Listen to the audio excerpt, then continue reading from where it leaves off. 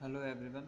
आज हम electronics 307 linear integrated circuit and design के मॉडल पेपर के एमसीक्यूज़ को सॉल्व करेंगे। देखिए, इसमें पहला क्वेश्चन है, an ideal operational amplifier has. तो देखिए, अभी इस क्वेश्चन से हमें कुछ भी नहीं समझ में आ रहा कि क्वेश्चन क्या पूछना चाह रहा है। तो इसलिए हमें हमेशा कोई भी एमसीक्यू सॉल्व करने के लिए हमें उसका पूरा क्वेश्चन और उसके जितने भी ऑप्शन दिए हुए होते हैं उन सभी को पढ़ना बहुत ज़रूरी है। तो हमेशा जब भी आप एमसीक्यू सॉल्व करें तो सबसे पहले पूरे क्वेश्चन को विद ऑप्शन पढ़ें, जिससे कि आपको पूरा अंदाज़ा लगे कि उस क्वेश्चन में क्वेश्चन क्या पूछना चाह रहा है और उसे हमें किस टर्म्स में आंसर देना है। तो देखिए, इस क्वेश्चन में इसने पूछा है, an ideal operational amplifier has. A option दे रखा है हमें infinite output impedance, B option दे रखा है हमें जीरो इनपुट इम्पीडेंस, सी दे रखा है इनफाइनाइट बैंडविड्थ एंड डी दे रखा है हमें ऑल ऑफ द अबव। तो देखिए, हमें इस क्वेश्चन के बाद अब समझ में आ रहा है कि हमसे ये आइडियल ऑपरेशनल एम्पलीफायर की प्रॉपर्टीज़ पूछना चाह रहा है। तो देखिए, अगर हमें प्रॉपर्टीज़ ध्यान होंगी तो हम आसानी से प्रॉपर्टी के बेसिस पे इसको सॉल्व कर सकते हैं। तो देखिए, पहले इसका ऑप्शन इनफाइनाइट आउटपुट इम्पीडेंस, तो ऑपरेशनल एम्पलीफायर की आउटपुट इम्पीडेंस हमेशा लो मतलब जीरो होती है। तो ये ऑप्शन हमारा क्या हो गया, गलत हो गया। ये क्या कह रहा है, इनफाइनाइट, जबकि ये क्या होती है, आइडियल ऑपरेशन एम्पलीफायर की आउटपुट इम्पीडेंस जीरो होती है। जबकि हम इनपुट इम्पीडेंस की बात करें तो देखिए, इनपुट इम्पीडेंस हमारी क्या होनी चाहिए, हमेशा हाई होनी चाहिए, जिससे कि हम कोई भी किसी भी तरह का इनपुट किसी भी तरह का सर्किट हम उसके इनपुट पे कनेक्ट कर सकें। तो ये कब पॉसिबल होगा, जब हमारे इनपुट इम्पीडेंस कितना हो, इनफाइनाइट हो, जिससे कि इम्पीडेंस मैचिंग प्रॉपर हो सके। तो इनपुट इम्पीडेंस क्या होनी चाहिए, हमारी इनफाइनाइट होनी चाहिए, जो कि ये भी क्या हो गया, हमारा गलत हो गया। थर्ड चीज़ क्या कह रहा है, infinite bandwidth. Yes, operational amplifier की बैंडविड्थ हमेशा क्या होना चाहिए, बहुत हाई होनी चाहिए, मतलब इनफाइनाइट होनी चाहिए। तो ये ऑप्शन हमारा क्या हो गया, करेक्ट हो गया। And D option is all of the above. तो ये हमारे ऑप्शन कौन सा करेक्ट है, केवल एक, तो all of the above automatically क्या हो गया, इनकरेक्ट हो गया। तो देखिए, हमेशा आइडियल एम्पलीफायर की बैंडविड्थ क्या होनी चाहिए, इनफाइनाइट होनी चाहिए, जिससे कि हम किसी भी फ्रिक्वेंसी के सिग्नल को एम्पलीफाई करके आउटपुट में प्राप्त कर सकते हैं। तो ये इसका एक एडवांटेज भी होता है। ठीक है, तो पहले क्वेश्चन में आंसर आएगा सी, इनफाइनाइट बैंडविड्थ। नेक्स्ट क्वेश्चन देखने की कोशिश करते हैं। नेक्स्ट क्वेश्चन क्या कह रहा है, देखिए, नेक्स्ट क्वेश्चन कह रहा है ये, another name for unity gain amplifier is. एक मिनट, देखिए, यूनिटी गेन एम्पलीफायर का दूसरा नाम पूछना चाह रहा है ये, और इसके ऑप्शन क्या क्या दे रखे हैं इसने, differential amplifier, comparator, single ended end voltage follower. यहाँ पे तो क्वेश्चन में पूरी तरह क्लियर है कि यूनिटी गेन एम्पलीफायर का दूसरा नाम पूछना चाह रहा है। तो देखिए, यूनिटी गेन एम्पलीफायर क्या होता है, इसके नाम से समझ में आ जाएगा। यूनिटी गेन में जिसका गेन क्या हो, 1 हो, तो जिस एम्पलीफायर का गेन क्या प्राप्त हो रहा हो हमें, 1, वही क्या होगा, हमारा यूनिटी गेन एम्पलीफायर। अब देखिए, ऑप्शन के हिसाब से हम देखते हैं इसको। पहला ऑप्शन हमें क्या दे रखा है, डिफरेंशियल एम्पलीफायर। देखिए, डिफरेंशियल एम्पलीफायर में क्या होता है, दोनों जो ऑप एम्प के दोनों इनपुट लगे होते हैं, इन्वर्टिंग और नॉन इन्वर्टिंग पे, उन दोनों का डिफरेंस एम्पलीफाई करके हमें आउटपुट में प्राप्त करते हैं। तो इसका गेन एक्चुअल में क्या प्राप्त होता है, V1 अपॉन, अगर मैं ये V1 मानूँ और ये V2 मानूँ तो V1 upon V2 minus V1 होगा। ठीक है, तो इससे कहीं भी क्लैरिफाई नहीं हो रहा कि इसका गेन 1 होगा, ये इनकी वैल्यूज़ पे डिपेंड करेगा। तो ये differential amplifier unity gain amplifier हो भी सकता है और नहीं भी, तो ये ऑप्शन नहीं होगा। कंपैरेटर, देखिए कंपैरेटर क्या होता है, कंपैरेटर ऑप एम्प में ओपन लूप ऑप एम्प की तरह होता है, जिसमें कि जो भी आप इनपुट दोगे उन दोनों इनपुट में आपस में कंपैरिजन होगा कि जो इनपुट ज़्यादा होगा उसी के बेसिस पे हमें क्या मिलेगा, आउटपुट मिलेगा। जैसे V1 अगर ज़्यादा होगा तो हमें प्लस वी सैचुरेशन मिलेगा, और अगर V2 यहाँ पे ज़्यादा हुआ तो हमें क्या मिलेगा, माइनस वी सैचुरेशन मिलेगा। ठीक है, तो कंपैरेटर भी एक यूनिटी गेन एम्पलीफायर डिवाइस नहीं है। सिंगल एंडेड की बात करें तो सिंगल एंडेड में क्या होगा कि हमने एक तो हमने क्या रखा है, देखिए सिंगल एंडेड में क्या होगा, सिंगल एंडेड में देखिए ऑप एम्प बना रहा हूँ मैं। सिंगल एंडेड में एक तो इनपुट को हमने ग्राउंड किया हुआ है और दूसरे इनपुट पे हम कोई इनपुट दे रहे हैं, ठीक है, और हम आउटपुट प्राप्त कर रहे हैं, तो इसे हम क्या कहेंगे, सिंगल एंडेड। लेकिन इसमें जो भी आउटपुट गेन क्या होता है, आउटपुट बटा इनपुट, तो जो भी आउटपुट होगा वो इनपुट वैल्यू पे डिपेंड करेगा, तो ये भी कोई यूनिटी गेन एम्पलीफायर नहीं होता। एक लास्ट ऑप्शन बचता है वोल्टेज फॉलोवर। देखिए वोल्टेज फॉलोवर में ये देखिए वोल्टेज फॉलोवर का सर्किट किस तरह का होता है, कुछ इस तरह का होता है। देखिए हाँ, इसमें देखिए निगेटिव फीडबैक लगा हुआ है, तो हमें पता है निगेटिव फीडबैक लगा हुआ होता है तो उसमें क्या होता है, वर्चुअल ग्राउंड थ्योरी काम करती है। तो यहाँ पे क्या होगा, वर्चुअल ग्राउंड काम कर रहा है, तो यहाँ पे अगर वैल्यू वी आई है तो यहाँ भी वैल्यू क्या हो जाएगी वोल्टेज की, मेरी वी आई हो जाएगी, और मेरा आउटपुट वोल्टेज वी नोट किसके बराबर हो जाएगा, वी आई के बराबर हो जाएगा। तो वोल्टेज फॉलोअर सर्किट में मेरा आउटपुट वोल्टेज किसके बराबर होता है, इनपुट वोल्टेज के बराबर होता है। अब मैं यहाँ गेन निकालने की कोशिश करूँ तो ए इक्वल टू क्या होता है, वी आउटपुट बटे वी आई, और ये दोनों एक दूसरे के क्या है, बराबर है। तो मेरा आउटपुट इनपुट एक दूसरे से कट के क्या आ जाएगा, वन। तो इसका मतलब मुझे गेन क्या प्राप्त हो रहा है, वन। तो यही मेरा क्या हो जाएगा, ऑप्शन करेक्ट हो जाएगा, बाकी तीनों क्या हो जाएंगे मेरे गलत हो जाएंगे, क्योंकि वोल्टेज फॉलोवर क्या होता है, एक यूनिटी गेन एम्पलीफायर होता है। ठीक है, नेक्स्ट क्वेश्चन देखते हैं। A series dissipative regulator is an example of। Series dissipative regulator किसका एग्जाम्पल है, हमें ये बताना है। पहला ऑप्शन दे रखा है हमें लीनियर रेगुलेटर, दूसरा दे रखा है हमें स्विचिंग रेगुलेटर, थर्ड दे रखा है हमें शंट रेगुलेटर, फोर्थ दे रखा है डीसी टू डीसी कन्वर्टर। तो देखिए सीरीज डिसिपेटिव रेगुलेटर के बारे में हमें सबसे पहले पता होना चाहिए। तो रेगुलेटर क्या होते हैं, वोल्टेज रेगुलेटर्स वो डिवाइसेस होती हैं जो कि आउटपुट में कांस्टेंट वोल्टेज प्रोवाइड करती है, वही क्या होता है, हमारे रेगुलेटर डिवाइसेस होती है। अब इसमें ये बात कर रहा है सीरीज की, तो देखिए सीरीज में जो भी हमारे रेगुलेटर के लिए डिवाइसेस लगा रहे हैं वो लोड के इफेक्टिव सीरीज में होती हैं इस केस में, और शंट रेगुलेटर के केस में वो उसके इफेक्टिव शंट में होती हैं। जो लोड होता है, जो हमारे इनपुट साइड जो सर्किट लग रहा है वो उसके इफेक्टिव किस में होता है, शंट में होता है, जो रेगुलेटर के लिए लगा रहा है, रेगुलेशन के लिए जो भी हम सर्किट लगा रहे हैं। तो देखिए ये जो एग्जाम्पल है वो किस टाइप का होता है, लीनियर रेगुलेटर का होता है। तो लीनियर रेगुलेटर का ही ये एक एग्जाम्पल है, सीरीज डिसिपेटिव रेगुलेटर। तो इस क्वेश्चन का आंसर डायरेक्टली हम यहाँ से टिक कर सकते हैं, लीनियर रेगुलेटर, क्योंकि ये इसी का एग्जाम्पल होता है।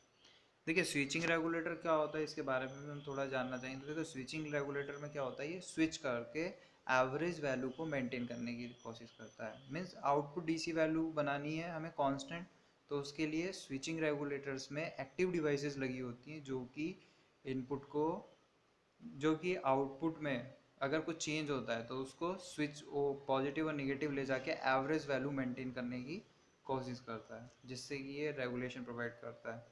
जबकि ये सीरीज डिसिपेटिव रेगुलेटर किसका एग्जांपल होता है, लीनियर रेगुलेटर का। ठीक है, देखिए हम नेक्स्ट क्वेश्चन देखते हैं।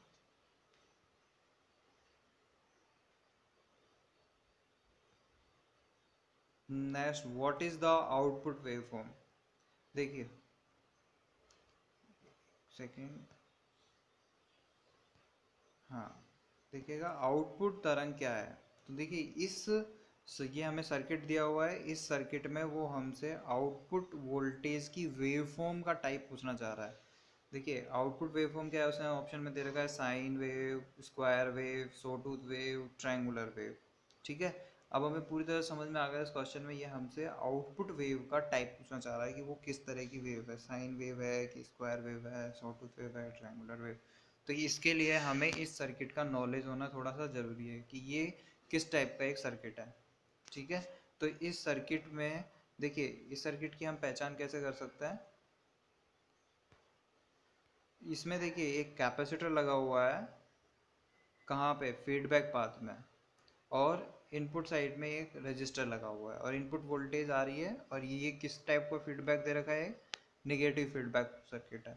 तो इस तरह के सर्किट को हम क्या कहते हैं, इंटीग्रेटर कहते हैं। ये मतलब कि इसमें आउटपुट वोल्टेज इनपुट, मतलब आउटपुट जो भी वेवफॉर्म आती है वो इनपुट वेवफॉर्म का इंटीग्रेशन होके जो आउटपुट प्राप्त होता है वही हमें क्या किस में प्राप्त होगा, आउटपुट में।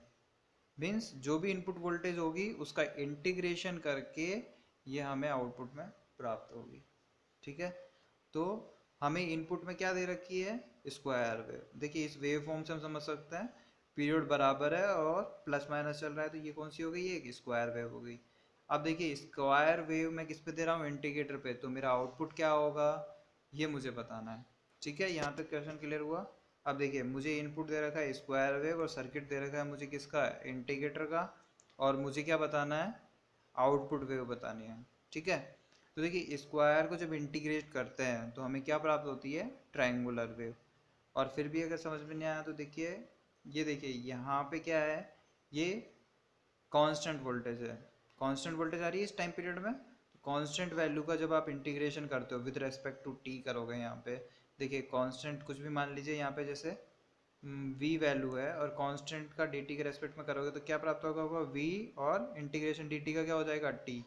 तो वी टी ये किस टाइप की वेव हो गई, टी आना, ये टी क्या चीज़ हो गई, एक रैम टाइप की वेव फॉर्म हो गई। यहाँ पे क्या है, ये यू टी एक तरीके से, तो इसका इंटीग्रेशन करने पे मुझे क्या प्राप्त हो रहा है, रैम टाइम की। तो आउटपुट में यहाँ पे मुझे क्या प्राप्त होगा, एक रैम प्राप्त होगा। जब ये निगेटिव हो जाएगा तो इसका स्लोप क्या हो जाएगा, जो इसका इंटीग्रेशन है वो क्या प्राप्त होगा मुझे, निगेटिव, तो इसका स्लोप भी क्या हो जाएगा, निगेटिव। तो इस प्रकार मुझे क्या प्राप्त होगी, एक ट्रायंगुलर वेवफॉर्म प्राप्त होगी। इसका देखिए ये ट्रायंगुलर सॉटूथ में हमें कंफ्यूजन नहीं होना चाहिए। देखिए ट्रायंगुलर सॉटूथ में कंफ्यूजन इसलिए नहीं होना चाहिए क्योंकि यहाँ पे इसका टाइम पीरियड क्या है, बराबर है। ठीक है, टाइम पीरियड बराबर है तो हमारी कैसी वेव बनेगी, ट्रायंगुलर वेव बनेगी। अगर इसका टाइम पीरियड कम या ज़्यादा होता तो उस केस में ये क्या बनाता है, सॉटूथ वेवफॉर्म बनाता। ठीक है, तो इसका आंसर क्या हो जाएगा, ट्रायंगुलर वेव, ऑप्शन डी। देखिए नेक्स्ट क्वेश्चन एक थ्योरेटिकल क्वेश्चन है। इसमें क्या कह रहा है, ये open loop voltage gain of op amp is the, ये हमसे ओपन लूप वोल्टेज गेन के बारे में पूछना चाह रहा है ऑप एम्प के।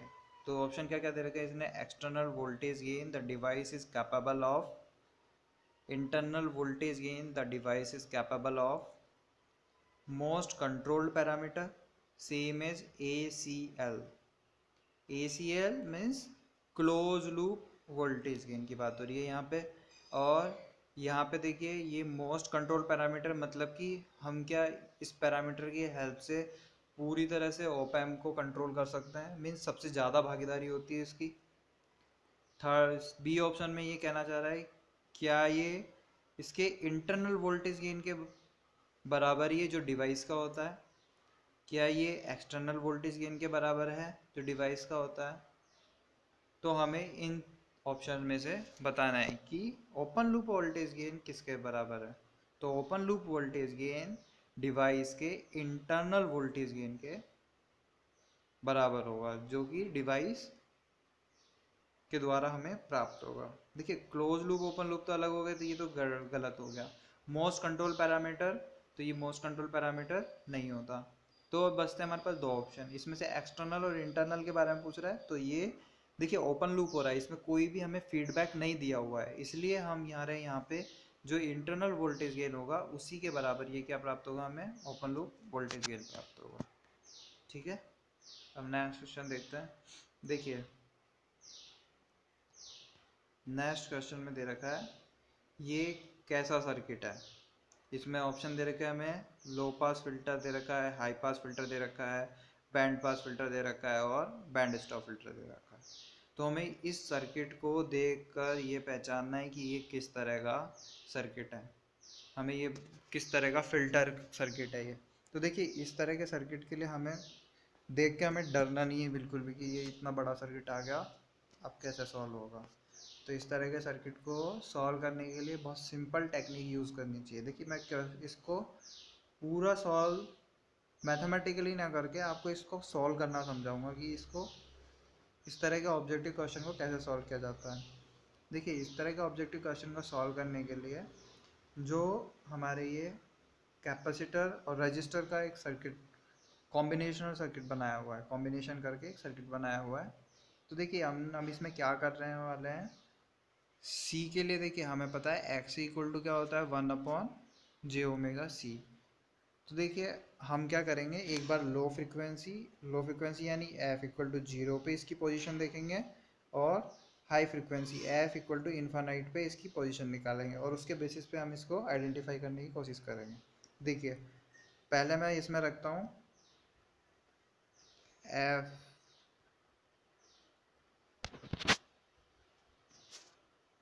देखिए मैं सबसे पहले रख रहा हूँ एफ इक्वल टू 0। तो एफ इक्वल टू 0 जब रखेंगे तो एक्स की वैल्यू मुझे क्या प्राप्त होगी, इन्फानाइट प्राप्त होगी। एफ इक्वल टू 0 मतलब लो फ्रिक्वेंसी पे एक्स की वैल्यू क्या आएगी, इन्फानाइट आएगी, इन्फानाइट आएगी।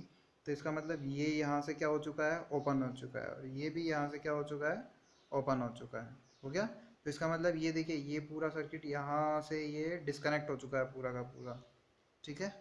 देखिए और आराम से देखिए यहाँ पे ये पूरा का पूरा क्या हो चुका है, यहाँ से डिस्कनेक्ट हो चुका है, ठीक है।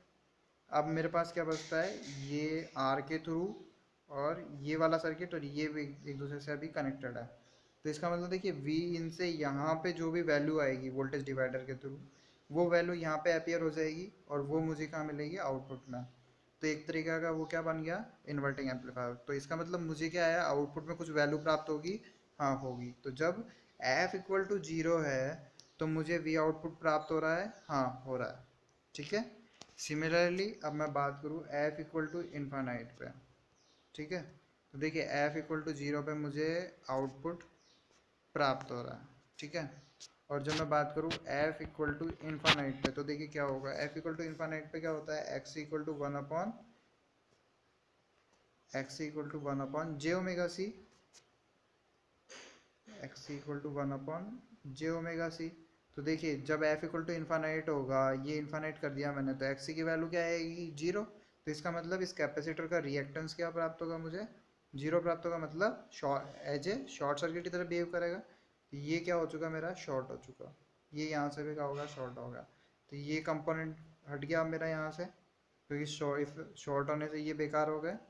तो ये देखिए अब यहाँ से ये डायरेक्टली आउटपुट से मेरा क्या हो चुका है, कनेक्ट हो चुका है, ठीक है। ये यहाँ से रजिस्टर के थ्रू होते हुए ये यहाँ पे क्या हो चुका है, मेरा आउटपुट से डायरेक्टली कनेक्ट हो चुका है। तो इसका मतलब ये मुझे यहाँ पे फीडबैक सर्किट नॉर्मल बन गया, एक वोल्टेज फॉलोवर की तरह, है ना। तो यहाँ पे जो भी मुझे वोल्टेज प्राप्त होगी इस वोल्टेज डिवाइडर का, ये आउटपुट में मुझे क्या हो जाएगी, प्राप्त हो जाएगी। तो आउटपुट में प्राप्त होगी, तो इसका मतलब मुझे जब f इक्वल टू इन्फानाइट होगा तब भी मुझे आउटपुट क्या हो रहा है, प्राप्त हो रहा है। तो इसका मतलब देखिए लो फ्रिक्वेंसी पे भी आउटपुट मिल रहा है, हाई फ्रिक्वेंसी पे आउटपुट मिल रहा है। इसका मतलब ये लो पास फिल्टर भी नहीं है और हाई पास फिल्टर भी नहीं है। अब देखिए मुझे लो पे भी मिल रहा है और हाई पे भी मिल रहा है, और बीच में हो सकता है किसी पोजीशन पे नहीं मिला है। तो उसके लिए देखिए क्या करना है, अगर मुझे लो पे भी मिल रहा है, हाई पे भी मिल रहा है, तो ये मेरा एक बैंड पास फिल्टर भी नहीं हो सकता, क्योंकि बैंड पास फिल्टर में लो पे भी नहीं मिलता और हाई पे भी नहीं मिलता, एक सर्टेन फ्रिक्वेंसी पे मिलता है। तो ये बैंड पास फिल्टर भी नहीं होता। तो मेरा ऑप्शन लास्ट बचता है बैंड स्टॉप फिल्टर। तो ये क्या होगा, ये बैंड स्टॉप फिल्टर होगा, मीन्स एक ऐसी फ्रिक्वेंसी मिलेगी जिसके ऊपर ये हमें आउटपुट क्या देगा, 0 देगा। तो एक तरीके से ये नॉच फिल्टर की तरह है। बाकी इसके ऑप्शन में ऑल पास फिल्टर होता तब हमें और ज़्यादा इसमें देखने की ज़रूरत पड़ती। बाकी हम इस ऑप्शन के बेसिस पे हम ये बता सकते हैं कि ये क्या होगा, एक बैंड स्टॉप फिल्टर होगा, ठीक है। क्योंकि हमें एफ इक्वल टू 0 पे भी आउटपुट प्राप्त हो रहा है, एफ इक्वल टू इन्फानाइट पे भी हमें आउटपुट प्राप्त हो रहा है। तो लो और हाई दोनों पे हमें आउटपुट मिल रहा है। तो ये लो पास भी नहीं है और हाई पास भी नहीं है और बैंड पास भी नहीं है। तो जो बचा रह गया ऑप्शन कौन सा, बैंड स्टॉप, वही हमारा क्या हो जाएगा, और आंसर हो जाएगा। ठीक है, नेक्स्ट क्वेश्चन देखते हैं। A non inverting close loop op amp circuit generally has a gain factor. तो देखिए non inverting close loop op amp circuit का गेन फैक्टर क्या होता है। तो हमें इसके लिए देखिए non inverting close loop amplifier का अगर हमें मेरा फॉर्मूला याद होगा तो हम इसको आसानी से कर पाएंगे। देखिए प्लस पे इनपुट दिया हुआ है और माइनस के थ्रू इस पर फीडबैक लग के ग्राउंड लगा हुआ है, ठीक है। ये आप आर एफ मान सकते हैं, यहाँ पे हम आर आई मान सकते हैं, ठीक है। तो इस केस में जो हमारा वी आउटपुट आता है वो क्या आता है, 1 + R F upon R I into V I, ये हमें आउटपुट प्राप्त होता है। तो इस केस में देखिए 1 में गेन की बात कर रहे हैं, तो इस वी आउटपुट को मैं यहाँ पे ले जा सकता हूँ, देखिए इसके नीचे,